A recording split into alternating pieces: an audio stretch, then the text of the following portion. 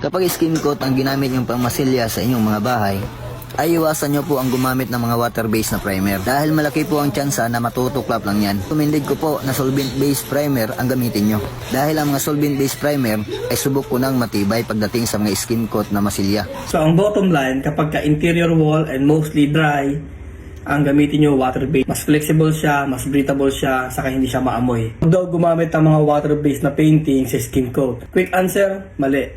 Long answer, i-explain natin later. Ang tibay ng isang pintura is nakabase dun sa pag-apply, no? Dun sa user application, hindi sa chemical composition ng isang pintura. Because chemically or scientifically, pinag-aralan ho ang pintura ng ating mga eksperto, kaya ho sila naiimbento. So ang lakas or tibay ng isang materyales is nakabase mostly doon sa pag-a-apply ng ating mga skilled worker. Pero may weakness nga, no? Kung kukumpara natin sa solvent-based, may weakness ang mga water-based na pintura doon sa mga area na moisture or moist prone, no? Kagaya ng sa bathroom or sa ating mga veranda.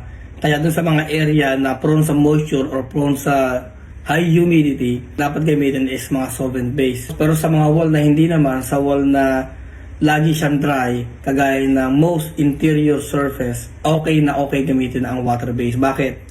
Kasi ang water-based is breathable and more flexible kaysa sa solvent-based. Ang solvent-based hindi siya breathable. Kaya kung may nakikita kayong mga lumolobo na mga pintura sa labas, kasi hindi nag-escape yung tubig or hindi sila moisture resistant. Yun yung mga solvent-based normally sa labas, sa mga exterior wall, sa mga firewall. So, ang bottom line, kapag ka interior wall and mostly dry, ang gamitin nyo water-based. Okay lang gamitin ang water-based. Mas flexible siya, mas breathable siya, saka hindi siya maamoy.